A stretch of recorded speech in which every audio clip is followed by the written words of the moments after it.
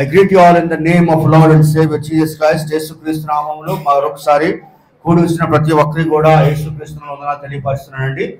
మరి దయచేసి బయట ఉన్న వాళ్ళ స్త్రీలు మరి ఇక్కడ ఖాళీగా ఉన్నాయి కాబట్టి టేబుల్స్లో వచ్చేయండి, రావాల్సింది ప్రభు పెట్టి కోరుతున్నాను. మరి ఇక్కడ ఖాళీగా ఉన్నాయి కాబట్టి ప్రభు మనకి ఇచ్చిన గొప్ప సమయాన్ని బట్టి ప్రభు నామంకి మహిమ గంట ప్రభు చెల్లింది గాక. హల్లెలూయా. మరి మరొకసారి మరి ప్రతి దినము ఏకదాటిగా వస్తున్న ప్రతి విశ్వాసి కూడా యేసుక్రీస్తు వందనాలు. దేవుడు మిమ్మల్ని దీవించిన గాక. ఈ సమయంలో వాక్య వర్తమానకు వెళ్దాం. మరి దేవుని సన్నిధిలో దినము మరో చదవబడిన వాక్య భాగము ఫిలిప్పీ రాసిన పత్రిక 2వ అధ్యాయము 5 నుంచి 8 వచనాలు చదివి ఉన్నాం. ఆ యొక్క 3 వచనాలు చదివి ఉన్నాం కాబట్టి 8వ వచనం నుండి వాక్యము నేను ఈరోజు చెప్పాలని ఆశపడతా ఉన్నాను. మరొకసారి చదవండమ్మా. మరియు ఆయన ఆకారమందు మనుషుడిగా కనపడి మరణము పొందినంతగా, అనగా శిలువ మరణమును పొందినంతగా విధేయత చూపిన వాడే తన్ను తాను తగ్గించుకొనెను. దేవునికి స్తోత్రం. కృపల తండ్రి, మహోన్నతమైన యేసయ్య, మంచి కాపరి, ఈ రాత్రి ఈ యొక్క ఉదయకాల సమయంలో నీ సన్నిధానంలో మరొకసారి మేము ప్రార్థన చేస్తున్నామయ్యా. నీ పాదాల సంతకు వస్తున్నాం. మా ప్రార్థన, మా విజ్ఞాపన ఆలకించాడయ్యా. నీకు వందనాలు. ఇప్పటి వరకు పాటల చేత నీ నామాన్ని మేము శుద్ధించాం. వాక్య ఉపదేశం ద్వారా మీతో మాట్లాడండి అయ్యా. నాలో ఉండి మీరు మాట్లాడమని యేసు పరిశుద్ధ నామములో ఈ ప్రార్థన మిక్కిలి శుద్ధిస్తూ వేడుకుంటున్నాం తండ్రి. హల్లెలూయా. ఈ యొక్క గ్రంథము రాసిన వ్యక్తి ఎవరంటే అపోస్తలుడైన పౌలు గారు రాస్తూ ఈ విధంగా ఆయన తెలియపరుస్తున్నాడు. అపోస్తలుడైన పౌలు 2వ అధ్యాయంలో కనుక మనం చూసినట్లయితే యేసుక్రీస్తు యొక్క అక్కడ క్యారెక్టరిస్ట్, యేసుక్రీస్తు గుణనక్షత్రం మనం అక్కడ చూస్తూ ఉన్నాం. యేసుక్రీస్తు యొక్క తగ్గింపును మనం అక్కడ ఈ వాక్య భాగంలో మనం చూస్తూ ఉన్నాం. చూడండి, ఆయన దేవుడిగా ఉన్నప్పుడు కూడా తానుగా ఏమైందంటే రిక్తినిగా చేసుకుని తానుగా 8వ వచనం తెలియపరిచినట్లుగా, మరియు ఆయన ఆకారమందు మనుషుడిగా కనబడి మరణము పొందినంతగా, అనగా శిలువ మరణం పొందినంతగా విధేయత చూపిన వాడై తన్ను తాను ఏం చేసుకుని తగ్గించుకుని దేవుని వాక్యాన్ని మనం చూస్తున్నాం. దేవునికి స్తోత్రం కలిగాక. ఈ ఉదయకాల సమయంలో దేవుడు ఈరోజు నీతో నాతో మాట్లాడాలని ఆశపడుతున్నాడు. ఏంటంటే, ఇదిగో యేసుక్రీస్తు ఆకారమందు మనుషులుగా కనపడి కూడా ఆయన దేవుని వాక్యం అంటూ ఉంది, కనబడి మరణము పొందినంతగా, అనగా శిలువ మరణము పొందినంతగా విధేయత ఏం చూపించినట? విధేయత చూపున వాడే తన్ను తాను తగ్గించుకున్నాడు. దేవునికి స్తోత్రం కలిగాక. ఈ ఉదయకాల సమయంలో దేవుడు మరి గత దినం నుండి అనేక రోజుల నుండి దేవుడు మనతో మాట్లాడుతూ ఉన్నాడు. యేసుక్రీస్తు లోకానికి ఒక రక్షకుడిగా ఉండి కూడా, యేసుక్రీస్తులో ఎటువంటి పాపం లేనప్పుడు కూడా, యేసుక్రీస్తు ఆయన నిందారహితుడిగా ఉన్నప్పుడు కూడా దేవుని సన్నిధాలు ప్రేమ దేవుని వాక్యం అంటా ఉంది. ఈ వాక్య భాగంలో కనుక మనం చూసినట్లయితే విధేయత చూపున వాడే తన్ను తాను ఏం చేశాడంటే తగ్గించుకునే అని దేవుని వాక్యాన్ని మనం చూస్తూ ఉన్నాం. ఈరోజు నీవు నేను కూడా దేవుని సన్నిధిలో హెచ్చించబడాలంటే, దేవుని సన్నిధిలో గొప్పగా ఉండాలంటే, దేవుని సన్నిధిలో అభివృద్ధిలోకి రావాలంటే, దేవుడి సన్నిధిలో మన పనులు దేవుడు సక్సెస్ తెచ్చేయాలంటే దేవుని వాక్యం అంటా ఉంది ఏమంటే విధేయత చూపుని వాడే. ఏ విధంగా యేసుక్రీస్తు తన్ను తానుగా విధేయత చూపాడో ఈరోజు నీవు నేను కూడా విధేయత చూపాలని దేవుడు ఈరోజు నీతో నాతో తెలియపరుస్తున్నాడు. ఎందుకంటే ఆయన ఆకారమందు మనుషుడిగా కనబడి మరణం పొందినంతగా, అనగా శిలువ మరణమును పొందినంతగా విధేయత చూపిన వాడై తన్ను తాను ఏం చేశాడట? తగ్గించుకున్నాడు. ఈరోజు నీవు నేను కూడా తగ్గించుకోవాలని దేవుడు ఆశపడతా ఉన్నాడు. ఎందుకంటే యేసుక్రీస్తులో ప్రేమ బిడ్డరా ఎటువంటి పాపము లేదు. అయినా కూడా ఇదిగో నీ కొరకు నా కొరకు ఆయన తగ్గించుకున్నట్లుగా, ఇదిగో ఇదిగో దేవుని వాక్యం శిలువ మరణమును పొందినంతగా విధేయత చూపిన వాడై ఉన్నట్లుగా దేవుని వాక్యాన్ని మనం చూస్తూ ఉన్నాం. ఈ వాక్య భాగంలో కొన్ని మాటలు చెప్పి నేను వాక్యాన్ని ముగించని ఆశపడతా ఉన్నాను. మొదటిగా మనం చూస్తే దేవుని వాక్యం అంటా ఉంది క్రైస్ట్ సర్వెంట్, అంటే క్రీస్తు సేవకుడుగా దేవుని సన్నిధిలో తగ్గించుకున్నట్లుగా మనం చూస్తూ ఉన్నాం. చూడండి, మత్తయి సువార్తలో కనుక మనం చూసినట్లయితే మత్తయి సువార్త 20వ అధ్యాయము 28వ వచనం చదవండి ఒకసారి. అలాగే మనుష్య కుమారుడు పరిచారమును చేయించుకుంటకును రాలేదు గాని పరిచారమును చేయుటకును అనేకులకు ప్రతిగా విమోచన క్రయదానముగా తన ప్రాణమును నిచ్చుటకును వచ్చినని చెప్పును. దేవునికి స్తోత్రం కలిగి గాక. చూడండి, దేవుడి వాక్యంలో కనుక మనం చూసినట్లయితే ఈ వాక్య భాగంలో ఏం అర్థమవుతుందంటే క్రీస్తు సేవకుడుగా వచ్చినాడు. దేవుని స్తోత్రం కలిగి గాక. దేవుడి వాక్యం అంటే ఉంది, అలాగే మనుష్య కుమారుడు పరిచారము చేయించుకోటకు రాలేదు కానీ దేని గురించి వచ్చాడట? పరిచారము చేయుటకును అనేకులకు ప్రతిగా విమోచనం క్రయదానముగా తన ప్రాణం నిచ్చుటకు వచ్చినని చెప్పును. అనేకుల కొరకు ఏమి ఇచ్చాడట? ఆయనట ప్రాణం ఇచ్చాడట. దేవునికి స్తోత్రం కలిగి గాక. అనేకుల కొరకు పరిచయం, దేవుని వాక్యం అంటే ఉంది ఏంటంటే పరిచారము చేయించుటకు రాలేదు కానీ పరిచారము చేయుటకును అనేకుల ప్రతిగా విమోచన క్రయదానముగా తన ప్రాణమును నిచ్చుటకు వచ్చిన అని చెప్పును. దేవునికి స్తోత్రం కలిగి గాక. చూడండి ప్రేమైన దేవుని బిడ్డ, దేవుని వాక్యం అంటా ఉంది, ఇదిగో ఆయన ఏదో మర్యాద పొందుకోవాలో లేకపోతే ఒక దగ్గర ఏదో దేవుడు ఏదో ఆశించి రాలేదు కానీ మనుషుల కొరకు, ఆయన అనేకుల కొరకు తన ప్రాణాన్ని, దేవుని వాక్యం అంటా ఉంది, ప్రాణమును నిచ్చుటకు వచ్చినని చెప్పునని దేవుని వాక్యం మనం చూస్తా ఉన్నాం. దేవునికి స్తోత్రం కలిగి గాక. అటువంటి యేసుక్రీస్తు ఒక సేవకుడుగా, యేసుక్రీస్తు ఒక గొప్ప దేవుడుగా, యేసుక్రీస్తు ఒక గొప్ప రాజుగా ఉండి కూడా ఆయన ఆకారం మందు తను తాను ఎలాగయ్యాడంటే విధేయత చూపిన వాడే ఉన్నాడు. దేవునికి స్తోత్రం కలిగి గాక. ఈరోజు దేవుడు అడుగుతా ఉన్నాడు, నీవు నేను దేవుని యందు విధేయత కలిగి ఉంటున్నావా?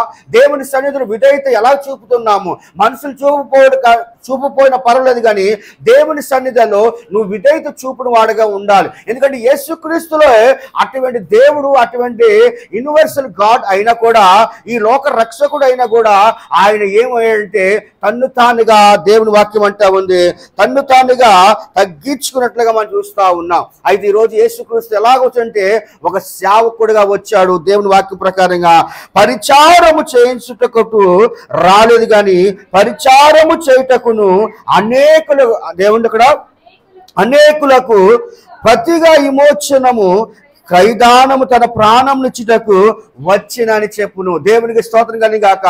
యేసయ్య మన కొరకు ఆయన ఎందుకు వచ్చాడు? ప్రాణం ఇవ్వటకు వచ్చాడు. కాబట్టి ప్రేమైన వాళ్ళారా, ఈరోజు మనం చూసినట్లయితే ఈ ఫిలిప్పీ రాసిన పత్రిక 2వ అధ్యాయము దేవుడి యొక్క చరిత్ర మనం చూస్తా ఉన్నాం, ఆయన తగ్గింపును మనం చూస్తా ఉన్నాం, ఆయన యొక్క వినయం మనం చూస్తా ఉన్నాం. ఈరోజు నీవు నేను కూడా అటువంటి జీవితం కలిగిన వారే ఉండాలి. యేసు దగ్గరకు వచ్చినప్పుడు, యేసు నమ్ముకున్నప్పుడు యేసు క్రీస్తు లాంటి గుణము నీలో కలిగిన వారే ఉండాలని దేవుడి దినాన్ని ఆయన ఈ వాక్యం ద్వారా దేవుడు మాట్లాడుతూ ఉన్నాడు. దేవునికి స్తోత్రం కలిగి గాక.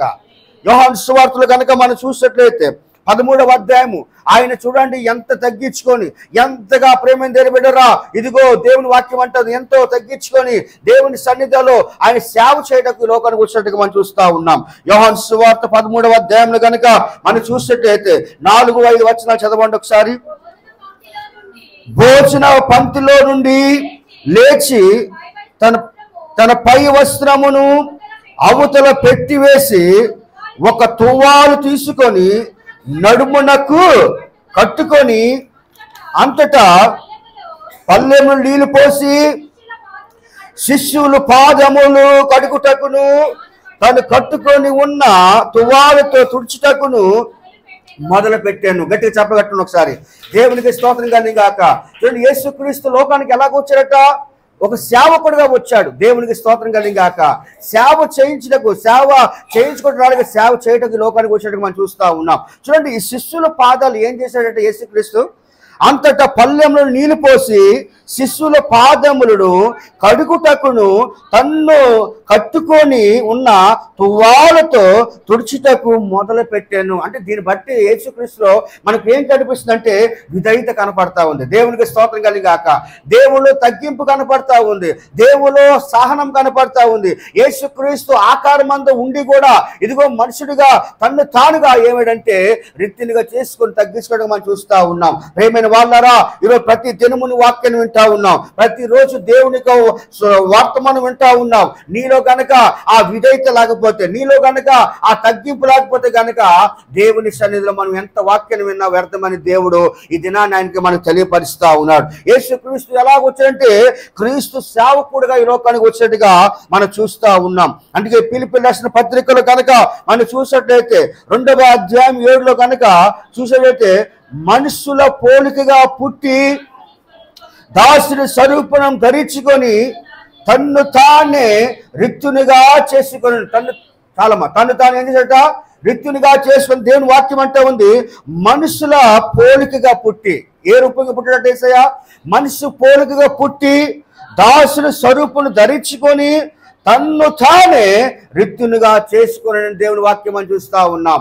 ఈ యొక్క ఉదయకాల సమయంలో ప్రేమైన దేవుని బిడ్డరా, దేవుడు ఈ దినాన్ని మనం చూసేటైతే యేసుక్రీస్తు ఆయన ఎంత విధేయత చూపించాడంటే అటువంటి విధేయత ఈరోజు నీకు నాకు కావాలి. ఈరోజు అటువంటి విధేయత లేని ఎడల దేవుడి యొక్క సన్నిధానంలో మనము ఎంత దేవుని ఆరాధించినా, ఎంత పాటలు పాడినా, ఎంత దేవుని నామములు మనం దేవుని సన్నిధి వచ్చినా కూడా దేవుని సన్నిధి వ్యర్థమైపోతా ఉంటారు. యేసుక్రీస్తు చూడండి తమ శిష్యుల యొక్క పాదాలు ఏం చేశాడంటే కడిగాడండి. హల్లెలూయా. ఈరోజు ఎంత తగ్గింపు మనం చూస్తూ ఉన్నాం, ఎంత వినయం మనం చూస్తూ ఉన్నాం, ఎంత విధేయత మనం చూస్తూ ఉన్నాం. ఈరోజు యేసుక్రీస్తు లోకానికి ఎలా వచ్చాడంటే ఒక రక్షకుడిగా వచ్చాడు, ఒక మనుషుడిగా వచ్చాడు. కానీ తాను ఏమైందంటే రిక్తునిగా చేసుకుని దేవుని వాక్యాన్ని మనం చూస్తూ ఉన్నాం. ఈరోజు నీవు నేను కూడా అటువంటి విధేయత కలిగిన వారే ఉండాలని దేవుడు ఈరోజు తెలియపరుస్తా ఉన్నాడు. దేవునికి స్తోత్రం కలిగి గాక. రెండోదిగా మనం చూసినట్లయితే ఆయన అవతారంగా వచ్చాడు. ఎలాగట? అవతారం ధరించడం మనం చూస్తూ ఉన్నాం. ఇన్క్రైనేషన్ మనం చూస్తూ ఉన్నాం. చూడండి దేవుని వాక్యంలో కనుక మనం చూసినట్టు మొదటిగా క్రీస్తు సేవకుడుగా వచ్చాడు ఈ లోకానికి. రెండోదిగా అవతారం ధరించడం మనం చూస్తూ ఉన్నాం. యెషయా ప్రవచన గ్రంథంలో కనుక మనం చూసినట్లయితే 7వ అధ్యాయము 14వ వచనం చదవండి దయచేసి. ఈరోజు 14వ వచనం చదవండి దయచేసి. కాబట్టి ప్రభువు తానే ఒక సూచనగా మీకు చూపును ఆలకించుడి, కన్యక గర్భవతి అయి కుమారుని కని అతనికి ఇమ్మానుయేలు అని పేరు పెట్టెను. దేవునికి స్తోత్రం కలిగాక. రెండోది దేవుని వాక్యం అంటే ఉంది ఎలాగ ధరించంటే ఇన్కార్నేషన్ అంటే అవతారం అని ధరించమని చూస్తాము. అంటే దేవుని వాక్యం ప్రకారంగా కాబట్టి ప్రభు తానే ఒక సూచనగా మీకు చూపును. దేవునికి స్తోత్రం కలిగాక. ఏంటి చూపు? ఆ యొక్క సూచన అంటే ఆలకించుడి, కన్యక గర్భవతి అయి కుమారుని కని అతనికి ఇమ్మానుయేలు అని పేరు పెట్టాడు. దేవునికి స్తోత్రం కలిగాక. కాబట్టి ఈరోజు యేసుక్రీస్తు రెండోదిగా ఎలా వచ్చాడంటే అవతారం ధరించినట్టుగా మనం చూస్తూ ఉన్నాం. ఒక ఇమ్మానుయేలుగా లోకానికి వచ్చాడు, ఒక రక్షకుడిగా లోకానికి వచ్చాడు. ప్రేమైన దేవుని బిడ్డలారా, అయితే దేవుని వాక్యం అంటా ఉంది ఏమిటంటే ఆయన ఎంత విధేయత కలిగిన వాడే ఉన్నాడని దేవుడు ఈరోజు నీతో నాతో ఆయన మాట్లాడుతూ ఉన్నాడు. కాబట్టి ప్రేమైన వాళ్ళారా, ఈ ఉదయకాల సమయంలో నీవు నేను కూడా యేసుక్రీస్తు లాంటి మనసు కలిగిన వారే ఉండాలి. అందుకే ఫిలిప్పీ 2:5 ప్రకారంగా క్రీస్తు యేసుకు నాకు కలిగిన ఈ మనసు మీరుని కలిగి ఉండాలి. దేవునికి స్తోత్రం కలిగాక. అటువంటి మనసు కలిగిన వారు ఉన్నప్పుడే దేవుడు మన జీవితంలో గొప్ప ఆయన సన్నిధి మనతో ఉంటుంది. హల్లెలూయా. ఆయన విజయం మనతో ఉంటుంది, ఆయన సంతోషం మనతో ఉంటుంది. ఆయన యొక్క దేవుని వాక్య ప్రకారంగా ఆయన మనతో ఎల్లప్పుడూ ఉండే దేవుడు. కాబట్టి ఈరోజు మనం అటువంటి జీవితాన్ని కలిగిన వారే ఉండాలని యేసయ్య కోరుతా ఉన్నాడు. ఎందుకంటే రెండోదిగా అవతారం ధరించి లోకానికి వచ్చినట్టుగా మనం చూస్తా ఉన్నాం. యేసయ్య ప్రవచన గ్రంథంలో కనుక మనం చూసిన మరొక వచనంలో 9వ అధ్యాయం 6 ప్రకారంగా ఏముందంటే అనగా మనకు శిశువు పుట్టెను, మనకు కుమారుని అనుగ్రహింపబడును, ఆయన భుజం మీద రాజ్యభారము ఉండును, ఆశ్చర్యకరుడు, ఆలోచనకర్త, బలవంతుడైన దేవుడు, నిత్యుడగు తండ్రి, సమాధానకర్తయగు అధిపతి అని అతనికి పేరు పెట్టబడును. దేవునికి స్తోత్రం కలిగాక. ఏ పేరు పెట్టబడిందట? ఆయన పేరట ఆశ్చర్యకరుడు, ఆలోచనకర్త, బలవంతుడైన దేవుడు, నిత్యుడగు తండ్రి, సమాధానకర్తయగు అధిపతి అని అతనికి పేరు పెట్టబడను. దేవునికి స్తోత్రం కలిగాక. ఈరోజు యేసుక్రీస్తులు ఎన్ని గుణాలు మనం చూస్తున్నాం, యేసుక్రీస్తులు ఎన్ని నక్షత్రాలు మనం చూస్తూ ఉన్నాం. ఈరోజు మనలో కూడా అటువంటి జీవితము కలిగి ఉండాలని దేవుడు ఆశిస్తా ఉన్నాడు. హల్లెలూయా. ఆయన పేర్లు ఏమన్నాడు? ఆశ్చర్యకరుడట. దేవునికి స్తోత్రం కలిగాక. ఆయన చేసే పనులన్నీ కూడా ఆశ్చర్యంగా ఉంటాయి. దేవునికి స్తోత్రం. ఇంకేముంది అక్కడ? ఆలోచనకర్త, ఆలోచించి దేవుడు ఆలోచనకర్తగా ఉన్నాడు. కొన్నిసార్లు మనం కూడా ఆలోచిస్తూ ఉంటాం కదా, కొన్నిసార్లు మనం నోరు జారిపోతూ ఉంటాం, కొన్నిసార్లు మనం ఏం ఆలోచిస్తాం మనకే తెలియదు మనుషులుగా, కొన్నిసార్లు మన మైండ్ కరప్ట్ అయిపోతూ ఉంటుంది, కొన్నిసార్లు మన ఆలోచనలో యథార్థం ఉండదు, మన ఆలోచనలో ప్రేమ దేవుడు ఎటువంటి న్యాయం కనపడదు. కాబట్టి దేవుని వాక్యం అంటా ఉంది, ఆయన ఆశ్చర్యకరుడు, ఆలోచనకర్త. ఆయన ఆలోచన అంతా కూడా మంచి ఆలోచన మనం చూస్తూ ఉన్నాం. అందుకే ఆయన పేరు ఇమ్మానుయేలుగా పేరు పెట్టడం పడింది. కాబట్టి రెండోది దేవుని వాక్యం అంటే ఉంది ఆలోచన కర్త. ఇంకేముంది అక్కడ? బలవంతుడైన దేవుడు. ఆయన ఎటువంటి దేవుడు అట? బలవంతుడైన దేవుడు అని మనం చూస్తూ ఉన్నాం. సో బలవంతుడై ఉండి కూడా తానుగా ఎలాగైపోయాట? విధేయత చూపిన వాడు తాను తగ్గించుకున్నాడు. దేవునికి స్తోత్రం కలిగాక. హల్లెలూయా. ప్రియమైన దేవుని సంగమా, ఈరోజు దేవుని వాక్యం అంటా ఉంది ఏమిటంటే, ఆకారమందు మనుషుడిగా కనబడి మరణము పొందినంతగా, అనగా శిలువ మరణం పొందినంతగా విధేయత చూపిన వాడు తాను తగ్గించుకొనెను. ఈరోజు నీవు నేను ఆ క్వాలిఫికేషన్ మనలో ఉంటే, ఆ క్వాలిటీ మనలో ఉంటే గనక దేవుడు తప్పకుండా నేను బలపరుస్తాడు. హల్లెలూయా. మొదటిగా యేసుక్రీస్తు ఎలాగొచ్చాడంటే సేవకుడుగా లోకానికి వచ్చాడు, సేవ చేశాడు. ఆయన ఘనత పొందడానికి లోకానికి రాలేదు, కానీ నీ కొరకు నా కొరకు, ఇదిగో దేవుని వాక్యం అంటే ఉంది, నీ కొరకు నా కొరకు విమోచన క్రయదానముగా తన ప్రాణమునిచ్చుటకు వచ్చినని చెప్పును. దేవునికి స్తోత్రం కలిగాక. రెండోదిగా దేవుని వాక్యం అంటే ఉంది అవతారం ధరించాడు. ఆ అవతారం ఎటువంటిదంటే ఆశ్చర్యకరుడు. అయినా ఏ కరుడైనా ఆశ్చర్యకరుడు, ఇంకా ఆలోచనకర్త. ఈరోజు నీ ఆలోచన బాగోకపోతే ఆలోచన మార్చుకోమని దేవుడు తెలియపరుస్తున్నాడు. ఇంకేముందంటే బలవంతుడైన దేవుడు, నిత్యుడగు తండ్రి, సమాధానకర్త అయిన అధిపతి అని అతనికి పేరు పెట్టబడెను. దేవునికి స్తోత్రం. యేసుకు అర్థం అనేక మాటలు మనం చూస్తూ ఉన్నాం. ప్రియమైన వాళ్ళారా, ఈరోజు అటువంటి యేసు క్రీస్తును మనం నమ్ముతూ ఉన్నాం, అటువంటి యేసు బాబును మనం ఆరాధిస్తూ ఉన్నాం, అటువంటి యేసయ్యను మనం సన్నిధికి వస్తూ ఉన్నాం. ఈరోజు నీవు నేను కూడా నీ బ్రతుకు, నీ జీవితం, నా బ్రతుకు ఎలా ఉండాలంటే దేవుని యొక్క సన్నిధిలో దేవుని లాంటి విధేయత కలిగిన వారు ఉన్నప్పుడే దేవుడు మనల్ని హెచ్చిస్తాడు. దేవునికి స్తోత్రం కలిగాక. రెండోదిగా మనం ఏమన్నామంటే అవతారం ధరించాడు. నేను ఎక్కువసేపు వాక్యం చెప్పను. మూడోదిగా ఈ వాక్య భాగం కనుక మనం చూసేట్లయితే దేవుని వాక్యం అంటా ఉంది క్రైస్ట్ హ్యూమిలిటీ, అంటే క్రీస్తు వినయం. ఏదట? క్రీస్తు వినయం. చదవండి, ఇక్కడ ఏముంది? మరియు ఆయన ఆకారమందు మనుషుడిగా కనబడి మరణము పొందినంతగా, అనగా శిలువ మరణం పొందినంతగా విధేయత చూపిన వాడై తాను తగ్గించుకున్నాడు. అంటే మూడోదిగా యేసుక్రీస్తు గురించి ఏం చెప్తుందంటే బైబుల్, క్రైస్ట్ హ్యూమిలిటీ అంటే క్రీస్తు వినయం. ఏటట? క్రీస్తు యొక్క వినయం, తగ్గింపు మనం చూస్తూ ఉన్నాం. ఆయన దేవుడిగా ఉన్నాడు.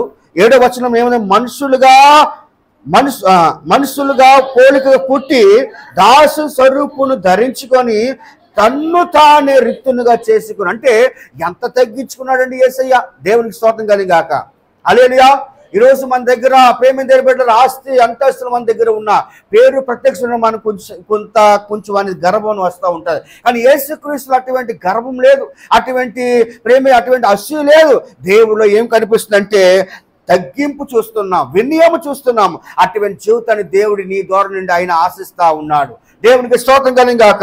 చూడండి, జకర్యా ప్రవక్తన గ్రంథం, జకర్యా గ్రంథంలో కనుక మనం చూసినట్లయితే జకర్యా రాస్తున్న గ్రంథము 9వ అధ్యాయం 9వ వచనం చదవండి దయచేసి ఒకసారి. యెరూషలేము నివాసులారా ఉల్లాసంగా ఉండుడి. మీ రాజు ఎటువంటి వాడట? నీతిపరుడు. దేవునికి స్తోత్రం కలిగాక. ఇంకా రక్షణ గల వాడును దీనుడై. ఒక్కసారి గాడిద పిల్లను ఎక్కి నీ ఎద్దుకు వచ్చిస్తున్నాడు. ఒకసారి గట్టిగా యేసుకి చెప్పగొడతాం. దేవునికి స్తోత్రం కలిగాక. చూడండి ఎలాగొచ్చారట యేసుక్రీస్తు, చెప్పండమ్మా ఎలాగొచ్చారట? చూడండి, నిత్యుడ. చూడండి, దేవుని వాక్యం అంటే ఉంది సియోను నివాసులారా బహుగా సంతోషించుడి, యెరూషలేము నివాసులారా ఉల్లాసంగా ఉండుడి. ఎందుకు ఉండాలట? నీ రాజు ఎటువంటి వాడట? నీతిపరుడు. దేవునికి స్తోత్రం కలిగాక. మన దేవుడు ఎటువంటి వాడట? నీతిపరుడు. నీతి ఉంది ఆయనలోని, యథార్థం ఉంది, మోసం లేదు ఆయనలోని. మన దేవుడు నీతిపరుడును, రక్షణ గలవాడును, దీనుడై. ఎటువంటి దీనుడై? ఇంకా ఏముంది అక్కడ? గాడిద పిల్లలను ఎక్కి నీ ఎద్దుకు వచ్చిచున్నాడు. దేవునికి స్తోత్రం కలిగాక. అంటే యేసుక్రీస్తు ఎలాగ వస్తున్నాడు? గాడిద మీద వస్తున్నాడు. దేవునికి స్తోత్రం కలిగాక. చూడండి, గాడిదకి అప్పటి వరకు ఏమి లేదు, అక్కడ ఇనుము లేదు. ఒక చెట్టు కట్టబడినప్పుడు యేసుక్రీస్తు కూర్చున్నప్పుడు గాడిదకి ఏమొచ్చిందట? విలువ వచ్చింది. చూడండి, యేసుక్రీస్తు ఎంత గొప్ప దేవుడు అయి ఉండి కూడా ఆయన ఎలా తగ్గించుకున్నాడు? దీనుడుగా. దేవుని స్తోత్రం కలిగాక.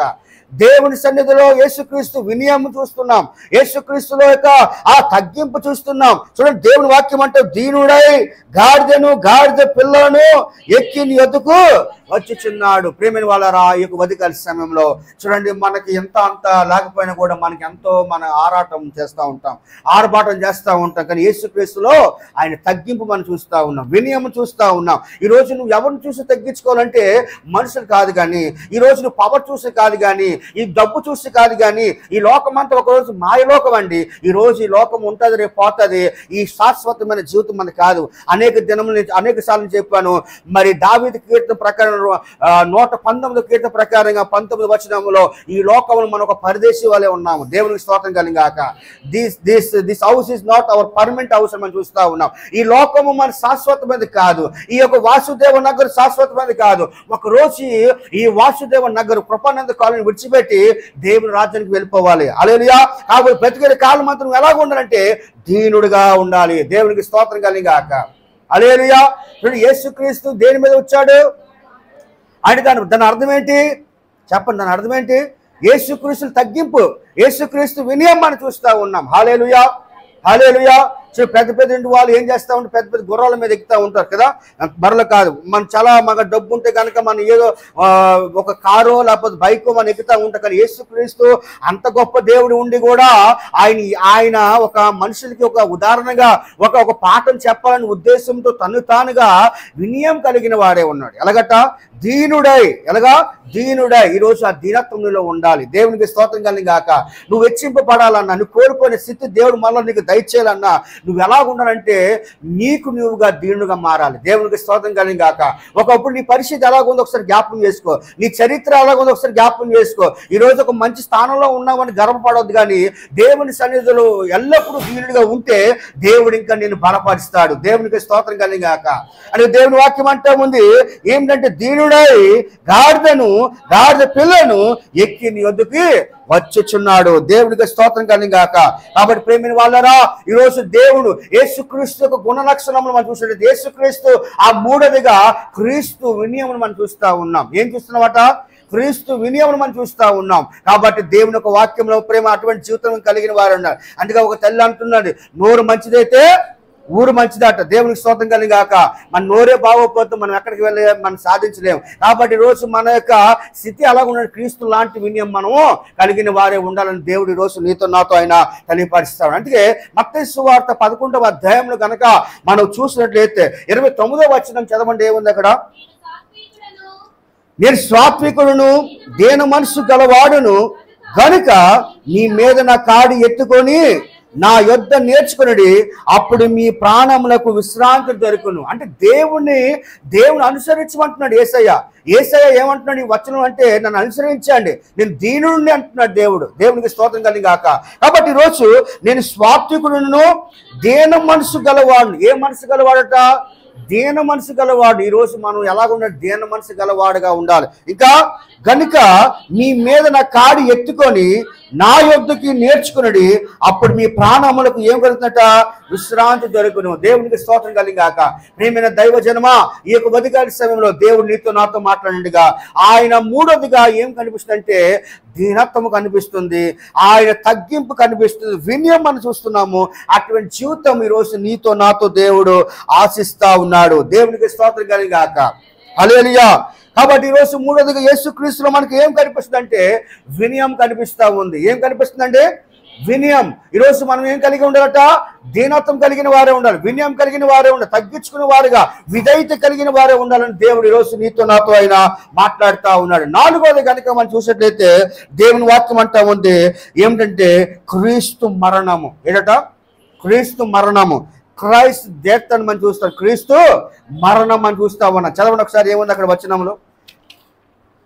మరియు ఆయన ఆకారమందు మనుషులుగా కనబడి మరణం పొందినంతగా, అనగా 2:8 శిలువ మరణం పొందినంతగా విధేయత చూపిన వాడే తను తాను తగ్గించుకోండి. దేవునికి స్తోత్రం కనుక గాక. చూడండి ఇక్కడ ఏమంటే ఆయన ఆకారం మందు మనుషులు కనబడి మరణము పొందినంతగా. దేవునికి స్తోత్రం కనుక గాక.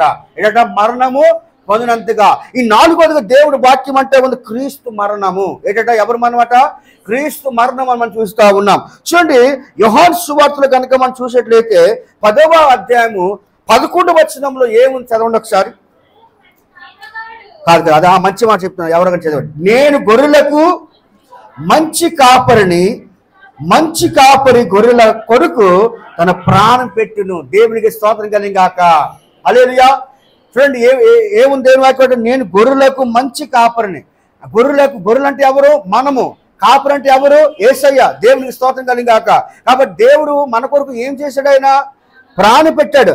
మంచి కాపరి గొర్రెలకు కొరకు తన ప్రాణం పెట్టును. దేవునికి స్తోత్రం కలుగును గాక. చూడండి ఏ గొర్రె కూడా నశించుకోవడం ఇష్టం లేదు యేసయ్యకు.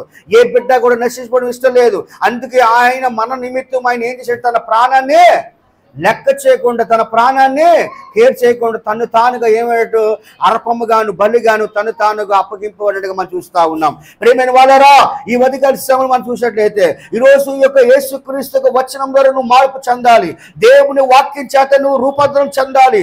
దేవుని వాక్యం చేత నువ్వు రెస్టరేషన్ అవ్వాలని దేవుడు ఆశిస్తా ఉన్నాడు. అందుకే గత రాత్రి దేవుడు వాక్యం తెలియపరిచినట్టుగా భ్రష్టులైన బిడ్డలారా తిరిగి రండి, మీ అవిశ్వాసం నేను బాగు చేస్తాను. ఇజ్రాయెల్ ప్రజలతో దేవుడు మాట్లాడతాడు. కాబట్టి ఈరోజు మనం యేసుక్రీస్తు మన కొరకు ఆయన మరణం పొందాడండి. యేసుక్రీస్తు ఎందుకు మరణం పొందవలసింది అవసరం అండి? ఈరోజు నీవు నేను చేసిన పాపను బట్టి, నువ్వు నేను ఆలోచన విధానం బట్టే దేవుడు మన కొరకు ఆయన మరణం పొందాడు. కాబట్టి దేవుని వాక్యం అంటా ఉంది నేను గొర్రెలకు మంచి కాపరిని. అంటే మనకి లోకంలో ఎవరు మంచి కాపరి లేకపోయినా పర్వాలేదు, కానీ యేసయ్య మనకంటూ ఒక మంచి కాపరిగా ఉన్నాడు. దేవునికి స్తోత్రం కలుగును గాక. అందుకే మరి భక్తుడైన దావీదు అంటా ఉన్నాడు 23వ కీర్తన 1వ వచనం, యెహోవా నా కాపరి నాకు లేమి కలగదు. దేవునికి స్తోత్రం కలుగును గాక.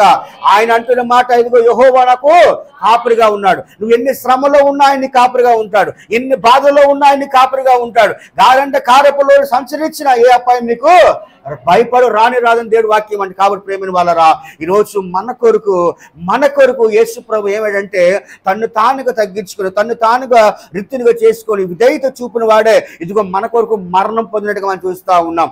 దేవుని వాక్యం ప్రకారంగా నేను గొర్రెలకు మంచి కాపరిని, మంచి కాపరి గొర్రెల కొరకు తన ప్రాణం పెట్టాను. కాబట్టి యేసయ్య మన కొరకు ఏం పెట్టాడంటే ప్రాణం పెట్టాడు. కాబట్టి ఈరోజు మనం గుర్తించాలి. ఈరోజు మన జీవితాన్ని మార్చుకోవాలి. ఈరోజు మనలో ఉన్న అహంకారం, మనలో ఉన్న ఇదిగో గర్వము, కోపము, ఇదిగో అసూయ అన్ని తీసుకొని పక్కన పెట్టి దేవుడు లాంటి మనసు మనకి ఈ రోజు కనుక అడిగితే కనుక యేసయ్య వెంటనే మన జీవితానికి ఆయన అనుగ్రహించగల దేవుడుగా మనం చూస్తూ ఉన్నాం. దేవుడికి స్తోత్రం కలుగును గాక.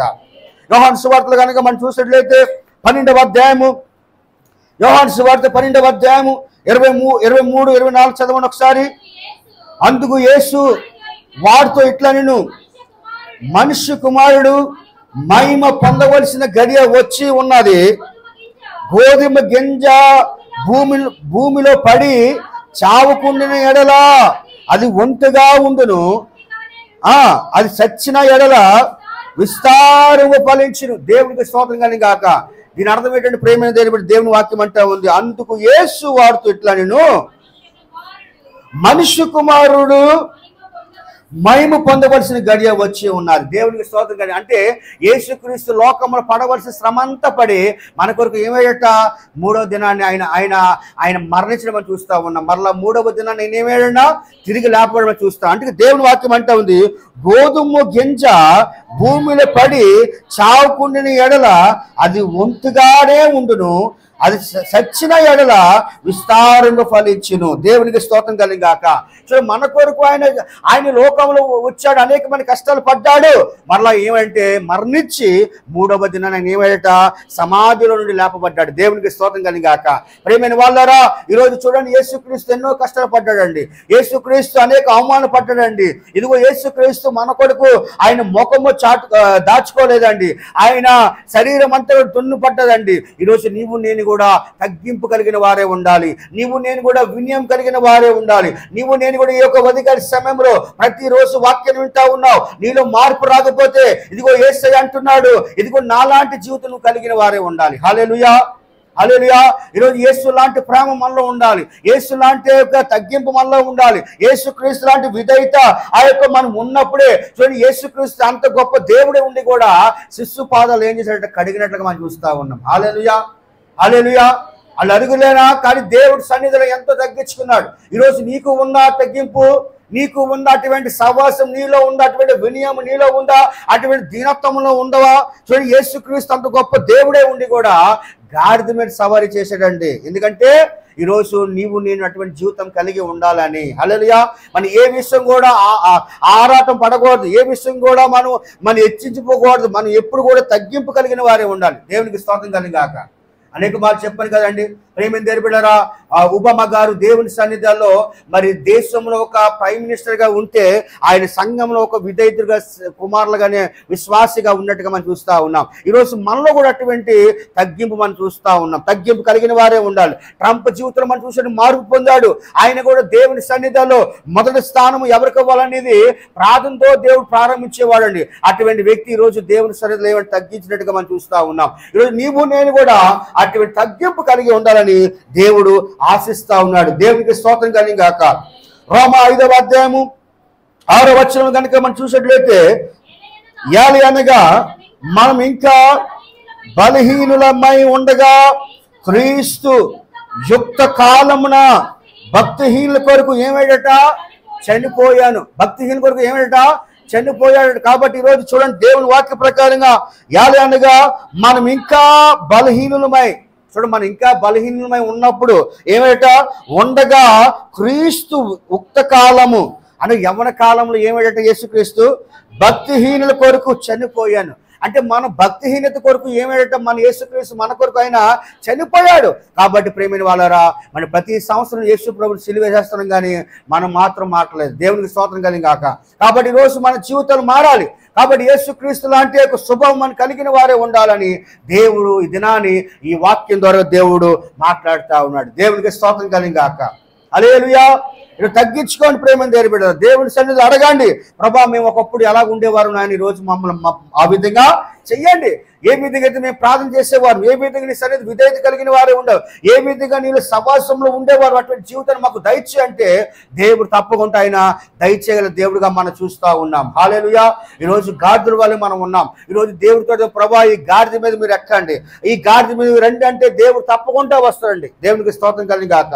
ఒక రోజు చెప్పాను కదండి, ఒక రోజు ఒక ఆయన ఏమీ చదువుకోలేని ఆయన, ఒక అంటే ఈరాదు ఈ అంటే ఊరాదు అటువంటి వ్యక్తి ఒక రోజు దేవుడు సేవకుడిగా వెనుకుంటే ఒక దినాన్ని ఆయనకి ఒక ఆహ్వాన పత్రిక వచ్చింది. వాక్య సందేశము నువ్వు బోధించాలంటే ఏం చెప్తాడు ఈయన, ఏం వాక్యం రాదు, ఏ చదువు రాదంటే అప్పుడు యేసు దగ్గర ఏం చేశాడంటే ప్రార్థన చేశాడు, అయ్యా నేను మూర్ఖుని, నేను పాపని, నేను ఇదిగో గాడిదనయ్యా, నువ్వు నా మీద ఎక్కంటే యేసు ప్రభు ఏం చేశాడంటే ఆయన ఆత్మ ఆయన మీద వచ్చినప్పుడు వెళ్ళినప్పుడు ఆ సభలకు వెళ్ళినప్పుడు అక్కడ ఉన్న దురాత్మలన్నీ కూడా ఈ సేవకుని చూడగానే అన్ని కూడా కేకలేసి పరిగెట్టి పారిపోయాయి. అంటే దేవుని ఆత్మ మనలో రావాలంటే నువ్వు అడగవలసిన ప్రార్థన ఏంటంటే, ప్రభా నేను గాడిదని, నువ్వు నా మీద నువ్వు ఎక్కువ. దేవునికి స్తోత్రం కలిగాక. చూడండి, అప్పుడు వరకు గాడిదకి ఏమైంది, ఇలువ లేదు, అవునంటారా? ఎప్పుడైతే యేసు ప్రభు గాడిద మీద ఎక్కాడు ఏమైంది, అక్కడికి విలువ వచ్చింది. కాబట్టి ఈరోజు నీవు కూడా నీ జీవితం కూడా గాడిదతో పోల్చుకున్నట్లయితే అటువంటి దీనత్వం కలిగి ఉండి, అటువంటి వినయం కలిగి నువ్వు గాడిద లాంటి స్వభావం కలిగి ఉండి తగ్గించుకుంటే కనుక నీ మీద యేసయ్య వస్తాడు. నీలో ఉన్న ప్రతి అవిశ్వాసం దేవుడు బాగు చేయడం మాత్రం కాదు, కానీ నీలో ఉన్న కోపము, గర్వము, అహంకారం తొలగించి దేవుడు చక్కటి వినయం ఇస్తాడు. దేవునికి స్తోత్రం కలిగాక. హల్లెలూయా. కాబట్టి ఈరోజు నువ్వు తగ్గించుకోవాలి. నువ్వు ఎవరిని చూసి మనము అచ్చేపడకూడదు. దేవుని సన్ని చూడండి, యేసుక్రీస్తు మాదిరి మనం పొందాలి. యేసుక్రీస్తు తను తానుగా తగ్గించుకున్నాడు. ఈరోజు అటువంటి జీవితం మనకు కలిగిన వారే ఉండాలి. ఎందుకంటే మన కొద్దిపాటి జీవితం గర్వము, ఎందుకు అసూయ. చూడండి, ఈరోజు మనం దేని ద్వారా సృష్టించబడ్డామంటే ఒక మట్టిలో నుండి వచ్చాం. కాకపోతే మనలో ఏముంది, ప్రాణం ఉంది కాబట్టి మనం మాట్లాడగలుగుతా ఉన్నాం. ఆ ప్రాణం పోతే మనలో ఏమైపోద్ది, శరీరము భూమి కలిసిపోతుంది కదా. కాబట్టి దేవుని పెట్టిన ఆత్మ మళ్ళీ తిరిగి దేవుని వద్దకే చేరిపోదు. కాబట్టి దయచేసి మీ అందరికీ తెలియవలసిన మాట ఏంటంటే, మనం యేసుక్రీస్తు యొక్క మాదిరిగా ఉండాలి. యేసుక్రీస్తు లాంటి తగ్గింపు మనలో ఉండాలని దేవుడి దినాన్ని నీతో నాతో ఆయన తెలియపరుస్తా ఉన్నాడు. దేవునికి స్తోత్రం కలిగాక. చివరి ఒక మాట చెప్పి నేను వాక్యం ముగిస్తాను. కొరింథీయులకు రాసిన మొదటి పత్రికలు కనుక మంచి మొదటి కొరింథీయులు 15వ అధ్యాయం చదవండి దయచేసి. 15వ అధ్యాయం 3వ వచనం చదవండి దయచేసి.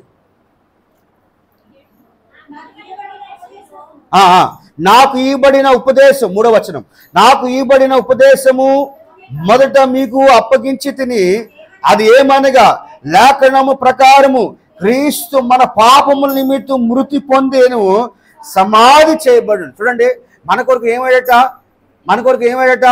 ఎందుకు మృతి పొందాడు, ఎందుకు చనిపోయాడు? దేవుని వాక్యం అంటే ఉంది, నాకు ఇవ్వబడిన ఉపదేశము మొదట మీకు అప్పగించి తిని, అది ఏమనగా లేఖనం ప్రకారంగా, అంటే బైబిల్ ప్రకారంగా క్రీస్తు మన పాపముల నిమిత్తం. ఎవరి నిమిత్తం చనిపోయాడనా? ఆయన కావాలని చనిపోయాడా, లేకపోతే ఏదో మరి మరణిస్తే బాగుంటుంది అనుకున్నాడా? లేదు. ఆయన ఎందుకు మరణించంటే నీ పాపము నిమిత్తం, నా పాపం నిమిత్తం ఏమైనా లేఖనం ప్రకారము క్రీస్తు మన పాపముల నిమిత్తము మృతి పొందెను, సమాధి చేయబడింది. కాబట్టి ఈరోజు ప్రేమైన వాళ్ళరా, ఈరోజు మన పాపము నిమిత్తం యేసు ప్రభు ఏమైందంటే మృతి పొందాడు, మన కొరకు ఆయన సమాధి చేయబడ్డాడు. కాబట్టి ఈరోజు దేవుడు నీతో నాతో మాట్లాడుతున్న రీతిగా ఏమిటంటే మరియు ఆయన ఆకారమందు మనుషుడిగా కనబడి మరణం పొందినంతగా, అనగా శిలువ మరణం పొందినంతగా విధేయత చూపిన వాడై తన్ను తాను తగ్గించుకొని, తన్ను తానుగా ఏమైనా తగ్గించుకోండి. కాబట్టి ఈరోజు నీవు నేను కూడా తగ్గించుకొని, నీవు నేను కూడా వినయం కలిగి, నీవు నేను కూడా ఈ లోకములో అటువంటి మానవత్వం కలిగి, అటువంటి సహనం, అటువంటి దీనుడిగా ఉండి ప్రభు సన్నిధిలో దేవుని వాక్యం ప్రకారం మనం చూసినట్లయితే, నేను స్వాత్వికుడును దీని మనసు గలవాడును గనుక మీ మీద నా కాడి ఎత్తుకొని నా యొద్దకు నేర్చుకునే అప్పుడు మీ ప్రాణములకు ఏం కలుగుతట?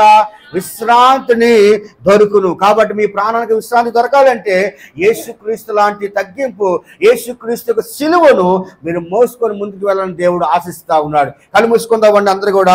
ప్రభా, ఈ రోజు నాయన మీరు మాతో మాట్లాడిన రీతిగా నాయన ప్రభా తండ్రి, మా బ్రతుకులు మీరు మార్చు తండ్రి, ప్రభా మా జీవితాన్ని మార్చు యేసయ్యా అని ప్రభువులను అడిగినట్లయితే దేవుడు తప్పకుండా ఆయన